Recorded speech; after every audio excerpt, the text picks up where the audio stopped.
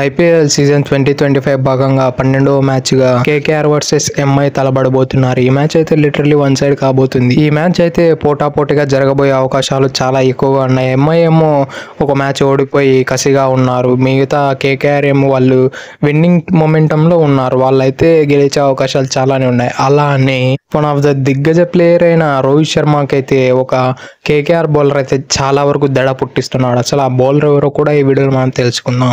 ఇక లేట్ చేయకుండా let's get into the video. ఒక బ్యాటిల్ నెంబర్ 1 విషయానికి వస్తే రోహిత్ శర్మ వర్సెస్ సునీల్ నారాయణ. ఇక వీరిద్దరి మధ్యన స్టాట్స్ చూసుకుంటే వరకు 142 బాలల్లో పార్టిసిపేట్ చేయగా అందులో 147 రన్లు కొట్టగలిగారు. యావరేజ్ చూస్తే కేవలం 16.3గా ఉంది. స్ట్రైక్ రేట్ చూస్తే 103.5గా ఉంది. ఏకంగా 9 సార్లు అవుట్ చేశాడు సునీల్ నారాయణ రోహిత్ శర్మని. కానీ రోహిత్ శర్మకు one of the favourite team వచ్చేసి కేకేఆర్ పైన ఏకంగా 1070 రన్లు కొట్టాడు.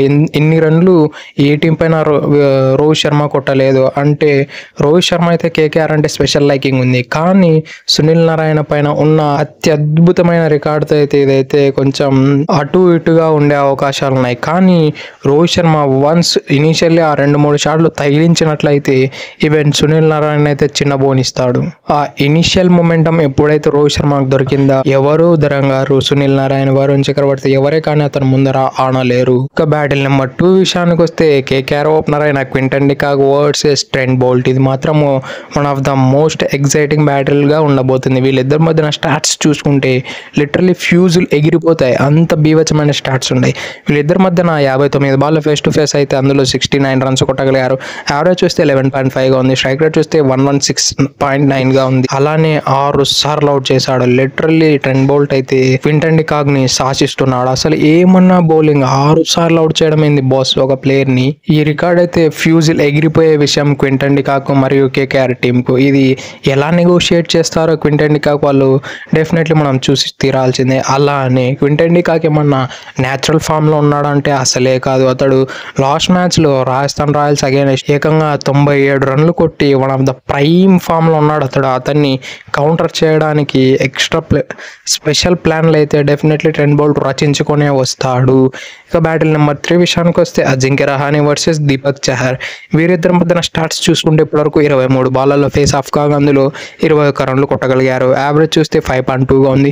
స్ట్రైక్ రేట్ చూస్తే 91.3గా ఉంది. అలానే దీపక్ చహర్ 4 సార్లు అవుట్ చేశాడు. ఇక రహానే విషయానికి వస్తే Rahane first match against RCB అయితే ఒక మంచి 50 కొట్టగలిగాడు. ఆ తర్వాత అయితే రాజస్థాన్ రాయల్స్ పైన పెద్దగా అతనైన మార్క్ అయితే చూపించలేకపోయాడు. అంత మంచి బ్యాటింగ్ అయితే చేయలేకపోయాడు. వేరాజ్ దీపక్ చహర్ విషయానికి వస్తే ఆడిన ఒక మ్యాచ్ లో మంచి పర్ఫార్మెన్స్ అందించాడు విత్ ద బాల్.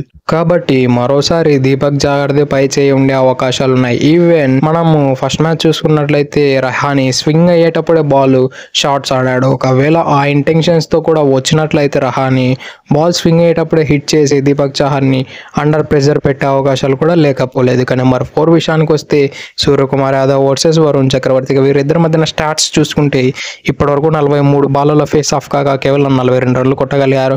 యావరేజ్ చూస్తే 42గా ఉంది. స్ట్రైక్ రేట్ చూస్తే 97.7గా ఉంది.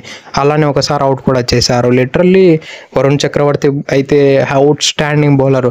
సూర్యకుమార్ యాదవ్ అయితే one of the top batter in T20 cricket. అతన్ని కేవలం 97 స్ట్రైక్ రేట్ పైన అట్టి పెట్టాడంటే అతడికి హ్యాట్స్ ఆఫ్ చెప్పి తీరాల్సింది. అసలు అతని మిస్టీరియస్ అయితే హ్యాట్స్ ఆఫ్ చెప్పాల్సిందే. అసలు సూర్యకుమార్ యాదవ్ ఈవెన్ స్పిన్నర్ అయితే అద్భుతంగా ఆడతాడు. ఆ స్వీపులు కానీ రివర్స్ స్వీపులు కానీ స్లాక్ స్వీప్స్ చెప్పుకుంటూ పోతే ప్రతి స్వీప్ ప్రతి షాట్ ఆడగలుగుతాడు స్పిన్నర్ అని.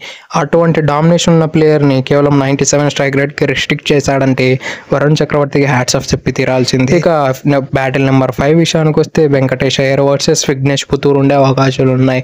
ఎందుకంటే వెంకటేష్ అయ్యర్ కి ముంబై ఇండియన్స్ పైన మంచి రికార్డు ఉంది. అతడు ఎప్పుడు ఆడినా సరే ముంబై ఇండియన్స్ పైన మినిమం అంటే మినిమం 50 రన్లు కొడుతూనే ఉంటాడు. అతడికి ముంబై ఇండియన్స్ పైన ఒక సెంచరీ కూడా ఉంది. లాస్ట్ సీజన్ లో అయితే ముంబై ఇండియన్స్ వర్సెస్ కేకేఆర్ ఒక క్రూషియల్ మ్యాచ్ లో తడబడినప్పుడు వెంకటేష్ అయ్యర్ అతడు నిలబడి ఆల్మోస్ట్ 70 అవుట్ ఆఫ్ రన్స్ కొట్టి అతడు మ్యాచ్ విన్ కావడానికి ఒక అద్భుతమైన నాక్ ఆడాడు. అదర్స్ అయితే వికెట్లు కోల్పోయి ఓడిపోతూ ఉన్నా కూడా ఇతడొక్కడు నిలదొక్కుని మరి అద్భుతమైన బ్యాటింగ్ కనబరిచాడు. ఇక విఘ్నేష్ పుత్తూర్ విషయానికి వస్తే అతడు చాలా మంచి బౌలర్. అతని గురించి మనము చూసాం ఎటువంటి బౌలింగ్ వేశాడో అగైన్స్ట్ సిఎస్కి.